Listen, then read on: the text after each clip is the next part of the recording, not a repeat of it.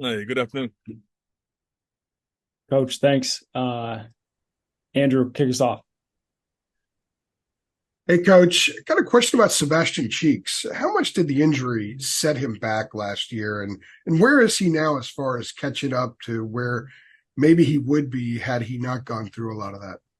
Yeah, good point, Ash. Andrew. This was probably his best week of practice so far, and so it's been a lot of talk about getting him back in the rotation. Just like we put the young guy AC Amari Campbell in the game a couple snaps last week. Starting to feel a little bit more confident. I mean, with Cheeks, he's playing a lot more physical, get a lot more confidence in his shoulder, and now starting to play the role of being a tough and smart linebacker. So looking forward to this week, and hopefully we can get him in this week.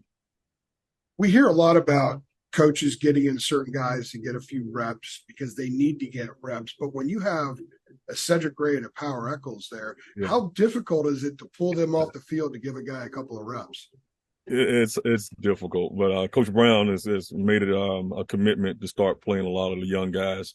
And you're right, Power and Sid are different, and they're in superior shape. They know the game, they're smart, and so it's difficult to get them off the football field. But you got to put some guys in because they got to get some reps. Because if one of those guys go down, then that next guy don't have any kind of repetitions, in a real football game. So Coach Brown is right. We do got to put more guys in. I got to be more confident in some of the young guys and get them at least 10 to 15 reps in the game, especially if it's going to go 90 script in a 90 script football game. So, yeah, well, there was one game we played said in 90 plays, and that's way too many. That's almost a game and a half. So, yeah, I need to make a more commitment to putting the young guys in and have a little bit more, a lot more confidence and instead of being spoiled with 23 and 33. Thank you. Appreciate it. Jeremiah. Hey Tommy, I hope you're doing well. You brought up Amari Campbell just a second ago. Being one of those younger guys, kind of being in that linebacker rotation. I know Mac Brown over the fall camp was saying he's essentially the number three guy there. But how have you kind of seen his game come along? What kind of strides has he made to, really put himself in that position? He's probably one of them. Jeremiah, he might be one of the smartest young players I've ever been around. His recall is probably one of the best I've seen. You wouldn't know he's a true freshman, just the way he talks to football and the way he's approached to the game, the way he practices.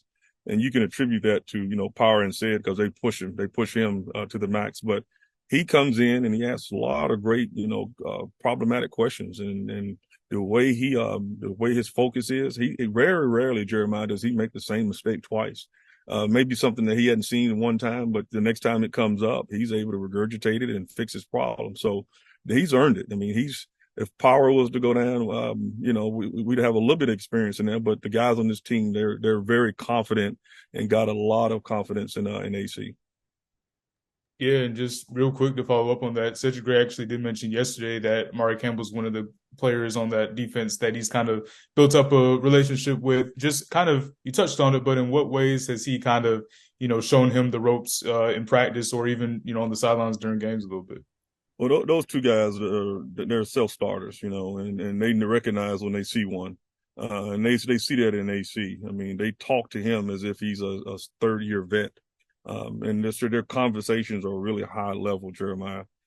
Just to see the way they've taken him in, and they'll tell you they respect smart, intelligent football players, and they really respect toughness. And AC has all that we're looking for. We thought Power was one of the more probably one of the more physical kids as a true freshman, and probably one of the most cerebral kids. But he is right there with Power and Said when they were at that age at that given time. Thank you. Appreciate it. Luciano. Hey, coach. Hope you're well. Pitt's offense hasn't looked too great in the last two games. What stands out the most to you about them when watching them on film? I didn't hear you. What did you say that one more time, Luciano? Oh, Pitt's offense. It hasn't looked very well. What stands out the most to you about them when watching them on film? Well, that game, the last time we've played them, the last two times we've played them in Pitt, it's been a dogfight, and they won the last two games in overtime. Our kids know. I mean, we didn't. People kept saying, "Well, we blew them out last year," but we didn't. That game went all the way to the fourth quarter, and they were up by 3 for a long time. The game didn't get lopsided until late in the fourth. So our kids know that Pitt and that staff or that they're a tough football team, and they take pride in it. And they take pride in running the football and give you all the problematics on offense. So our kids know, I mean, their record says 1-2, but we know that in the past, that game has been a dogfight, especially when you play them up there. Thanks, Coach. Adam. Hey, Thig, what's going on? Hey, Adam, how you doing, man? Hanging in. Always good to talk to you. Wanted that you mentioned 23 and 33. Wanted to ask you about those guys, and for as productive and dependable and durable as they were last season, what did you, as their position coach, want them to improve on coming into this year? Like, what did you give them? For as good as they were, what did you give them, saying like, this is where we want you to take it coming into this season? Well, our goal every day is to get 1% better every single day. And then in the off season, make the game. We always told Power and said, well, all the young guys, as a matter of fact, that every year you're here, you got to get at least, 1% better every single day you go out there. And so for Power and said, we know what they needed to work on. The game should be really elementary to Said, because he's a fourth-year guy. And then when you look at Power, really, Power was a freshman when we really think about it. Last year was his first year as a true starter. So this is his second year. So the game slows down for him. The game should be really slow for Said and then slow for Power as well. And that's the one thing we told him is, okay, now this is your second year. We get to study coordinators. We get to study splits. We get to study situational football. Your first year, you're kind of in survival mode as a football player. You kind of know what you're doing. The second year, you kind of know what everybody's doing on the front. And then by your third year, you should know what the offense, how they're attacking you, where you get on the football field, where you get on the clock. You should know the game of football. So that's where Said is at. And then we're looking at the way Power plays and, where his mentality as a football player, he's right up there as the game. You would think he's a third-year starter with the way he talks.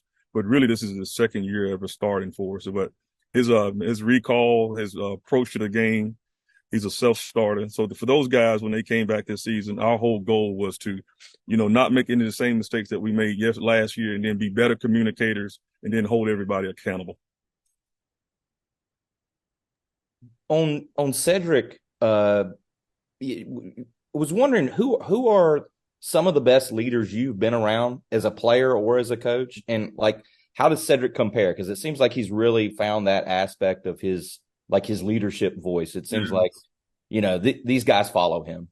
Yeah, he was an ROTC kid out of high school, about 2 or 3 years at Cale, Audrey Cale. It's, I look at, I had a kid named A.J. Johnson. I was at Tennessee, who I thought was an alpha male, and the kids really rallied behind him. And then I look at Said, A.J. was, super strong, super big, probably not as athletic as Said. And then probably not as cerebral as Said, but man, he was a great leader, just has a physical presence, has a presence on the football field. And Said gives you both. Said gives you a big physical presence on the football field. And then he gives you having a coach out there, because he can tell you exactly what everything is going on the football field. He can tell you the splits. He can tell you the formation. He can tell you who got cut out, the route combination. So the way he can talk to you when he comes to the sideline, him and Power are like talking to two football coaches when they come to the sideline and tell you how they're trying to attack you, who's the blocking schemes that they're getting. So, that's the one thing that you like about both of them. And Said is the fact that it's like having a football coach on the football field.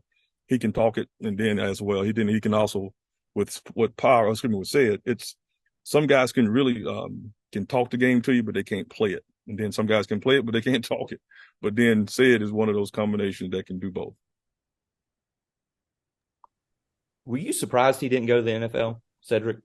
Oh yeah, I was, because he's super athletic. He's going to run a low 4.5. He's going to jump 40 inches high, and that's what people really realize is that once he goes to the combines and that kind of stuff, and they get a chance to sit down and talk to him, he's a very impressive young man.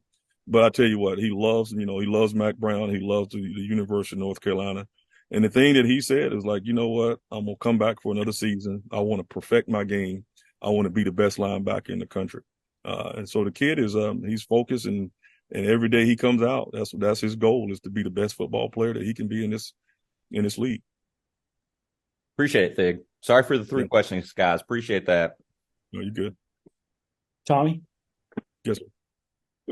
Tommy, when you talk about wanting to get other guys reps, the younger guys, how difficult is the part that you just talked about with Cedric to take off the field, not just making a play after the ball is snapped, but everything he brings beforehand? And how do those young guys sort of get that and get that knowledge when they're not getting those kind of reps?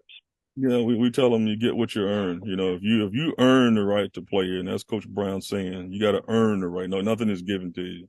No matter if you're a 5-star player and you're the best player in high school coming out, you got to earn it here. And then those guys in that room, they're, you know, especially with 23 and 33, they're looking at you like they know who's supposed to be on the field. So if a guy gets on, and if he gets on the field at Carolina, you know, and would say it in power, then they'll be fine. They'll know that the guy is ready to play. Well, that's why we were able to get AC in the game, because they got trust in him. The teammates got trust in him. And so when we put a guy out there, we expect to be no letdown.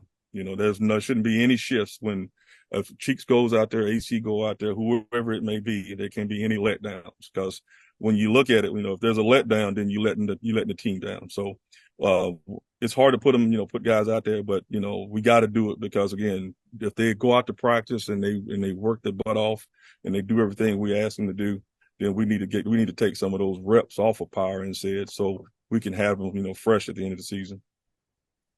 Just a follow to what Adam asked you about leadership and who Said reminds you of. Does he remind you of yourself at all? I mean, you were that guy when you were at Carolina back then. In time, because you know the game is so much more complex than it was when I was a player. You know, it was all two backs, and it was even on third down, it was two backs and one tight end. We didn't play nickel, we didn't play dime, we didn't play cinco, we didn't have 35 calls.